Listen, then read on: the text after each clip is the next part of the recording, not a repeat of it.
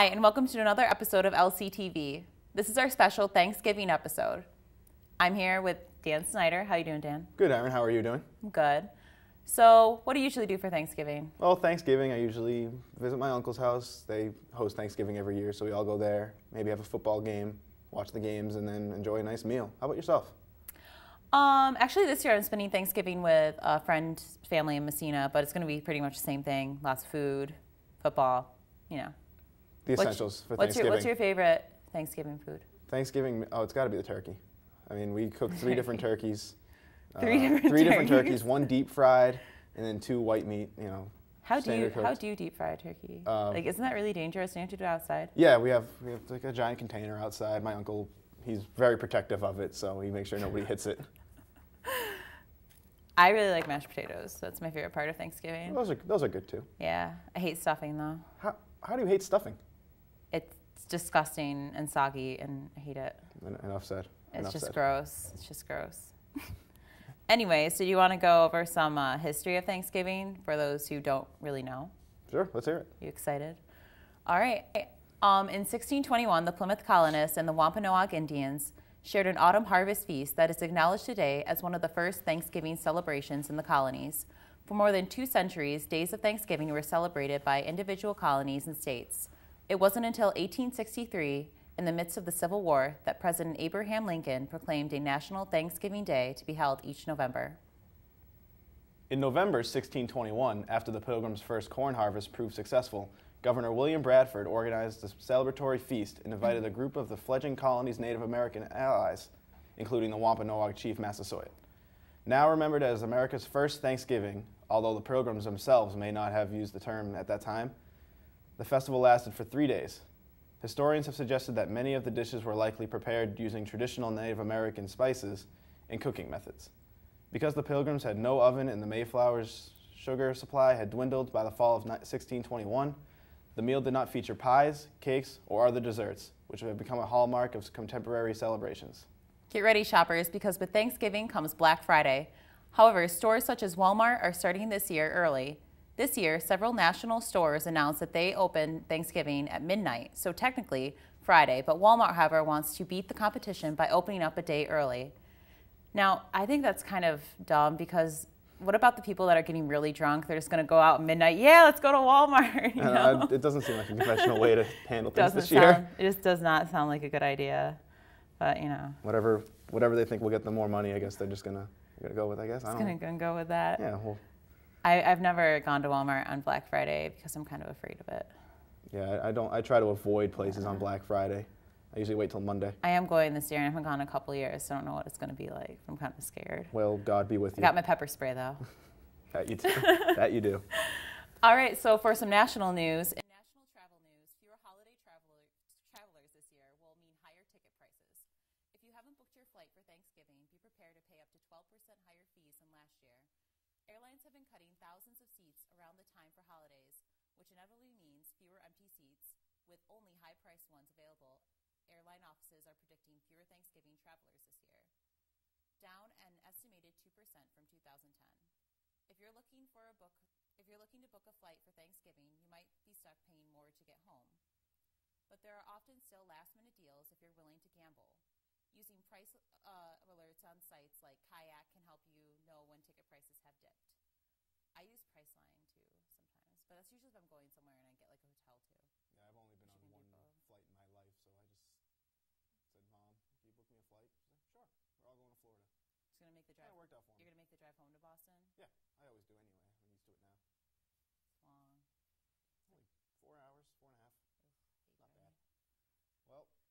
As well as increasing airline prices, get prepared to pay more at Wegmans. In a recent study, Thanksgiving dinner is seen to be costing 13% more than last year. According to the supermarket survey conducted by the American Farm Bureau Federation, everything you'll need for a traditional Thanksgiving dinner for a family of 10 will cost roughly around $29.20, up to $6 from last year. A 16-pound turkey, for example, is averaging $21.57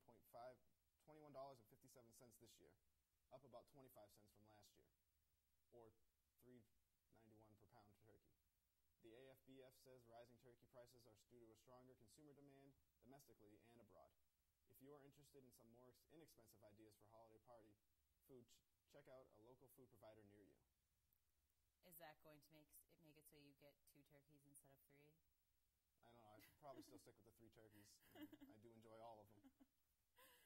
All right. Well, I hope you have a great holiday week. Moyne has Wednesday and the rest of the week off? Tuesday is the last day of classes, and then Wednesday we get to go home. And eat some turkey. So enjoy the holiday, and that's it for us for LCTV. But coming up next is some sports. Turkey with gravy and cranberry. Can't believe the Mets traded Darryl Strawberry. Turkey for you and LCTV Sports. I'm Matt in place of Chris. And I'm Jeremiah. It really was an exciting sports week out there last week, wasn't it? It was. A lot of great things to talk about in the sports world. Yeah, why don't you lead us off? Thanksgiving, it's going to be all about football. Before we go to Turkey Day games, let us give a shout-out to Duke head coach Mike Krzyzewski, or better known as Coach K, for his 903rd win as a Division I head basketball coach. With the win, he passes his mentor Bob Knight as the all-time men's basketball head Division I coach and winning games. So great for him. Yeah, it's a very good accomplishment, especially for a guy with such bad hair as him. He really overcame a lot. At least he has hair, though. There are many men his age that don't. So yeah, that's true. When you think of Thanksgiving, you think of all the great food and the family, but you also get to spend time with, of course, football. This Thanksgiving, there's going to be some great football games out there. It all starts with the undefeated Green Bay Packers testing their perfection against the struggling Detroit Lions. Green Bay is led by MVP candidate Aaron Rodgers. They're on fire. And the Lions, they're in a little bit of a struggle, so they could definitely pick up this victory after starting off 5-0, but going 1-3 since then. yeah, it's going to be a great game. I know Detroit has dropped 3 of their last 4, so it'll be a really good contest, and we'll see how it'll play out. It's not football without seeing the Detroit Lions play, right? And for once, they're good. Yeah, I know. For once, they are good. Dallas Cowboys, led by highly criticized QB Tony Romo, play host to the struggling Miami Dolphins. After an 0-7 start, the Dolphins have won their last 2 games going into Sunday's contest against the Buffalo Bills. The Cowboys beat the Bills 44-7 and look to continue on a hot streak. So that'll be a good game. We'll see what happens there. Tony Romo has played really well of late, so we'll see if he can answer the critics. To test himself out against the great Reggie Bush. Yeah, the great Reggie Bush, all right.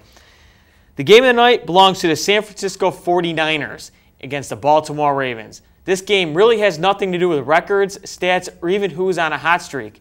Indeed, this game has to do with bragging rights. Yes, it's little brother Jim Harbaugh taking on big brother John Harbaugh. So I'm a big brother in my family, so I'm rooting for John. So I hope the Ravens pull out this victory, but it's not going to be easy. I'm an only child, so I'm rooting for a tie. Really? That's great. We hope you enjoy these great games on Thanksgiving Day. And before we go, we have to talk about some somber news in the world of sports. Probably the most dominating story of the past couple weeks, and that's the Penn State scandal involving now disgraced head coach Joe Paterno and defensive coordinator Jerry Sandusky, who, according to an interview with Bob Costa, is not a pedophile. So, in the court of his opinion, he's innocent.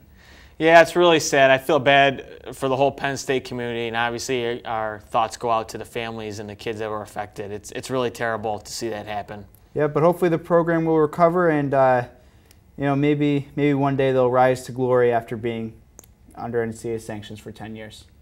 We'll see what happens. The NCAA has done nothing yet, but we'll see how hard they do come down on them. It's really sad to see this whole thing happen at Penn State. Yeah, it's the worst part is, turkey for me, turkey for you. Let's eat the turkey in my big brown shoe. Love to eat the turkey. Part of our special Thanksgiving episode, we are going to once again attempt to cook in the microwave, but we're going to try to make mashed potatoes and stuffing. So I'm here with Matt, our sportsman. Yep, I'm going to try my hand at something else. Microwave cooking. I'm not going to lie, I've never made either of these in the microwave, so this should be really interesting. The directions say that you're supposed to have butter and milk, but we unfortunately, as most college kids, do not have either of those. So we're going to try to see what it tastes like with water. There's a good chance it could taste good. It could also taste very bad, but we're here to experiment for you. I've actually never made boxed potatoes either. Either have I. I made bag-in-a-box stuffing. Always make them homemade. It's usually the best way to do it. I'm gonna eyeball this. We don't have measurements. With our fancy cooking utensils, Aaron's stirring up the water into the potato mix with the plastic bowls, and we're gonna put in the microwave for anywhere between. Didn't want us to put in a cup and a half of water. I don't think we have a cup and a half in here. A cup and a half equals about 3/4 of a bottle. Yeah. So we're gonna try that out. Looks ready to eat right now, but needs to go in the microwave for a couple minutes before we know for sure. I'll pass. Okay, let's just add the rest of it. Yeah, just one bottle is equivalent to 1.5 cups. This is really soaking up water. This is not the Betty Crocker cookbook. I do own one of those actually. It's very handy. Yeah, it is. But you need to have a lot of ingredients for stuff like that. Yeah, she doesn't have ramen noodles in there. No.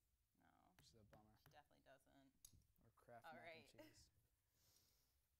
So, tell me how long to put that in for? This says on here to put it in for anywhere between 2 and 6 minutes. That looks like it's the stovetop. You gotta go with the microwave. Oh, okay. I definitely am a rookie with this. Yeah, but it's always read directions. Yeah, it still says 2 to 6 minutes though.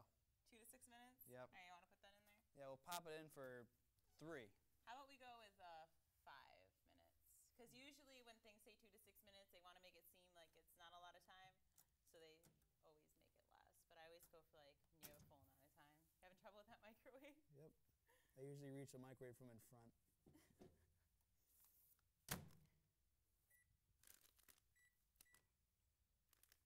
I just got potato flakes in your hair. So I always eat that. I don't like gravy or stuffing. That's the only thing I don't eat. I love all the salads that my family usually makes for Thanksgiving, and I love mashed potatoes. Well, everyone loves mashed potatoes, and we're gonna try the not so good version of mashed potatoes, but they might taste good. We'll see. They might actually taste good. Yep. I've made some pretty weird things in the microwave, as you all know. So. My aunt's very famous for her molten lava mashed potato recipe. Sounds really good. Yeah. It'll burn what happens with that? It'll burn your mouth. Meaning like hotness or spiciness? Yeah, hotness, not spiciness. Oh, okay. No. Because I put Frank's Red Hot on my mashed potatoes. You do? Yeah, mixed with ketchup. That's an acceptable substitute for gravy, I suppose. I hate gravy. Well, you're missing out. No, it's gross. Yeah, my aunt's always that lady at airport security who's held up because she has 5 boxes of pies that need to be searched through, from apple to many different types of berry. She prefers not to cook them. She just prefers to hold everybody up in line. Yeah, but, it's usually a good time and the food tastes good. So, let's see how much time we have left on here. Still have about 3 minutes. Want to check on it and stir it? Yeah, let's check on it. Per the recipe. I'm a big fan of checking on things and stirring them. Ooh. I can smell deliciousness from here. Try. Do you really just try that? They're actually not so bad. Really? I'm not kidding.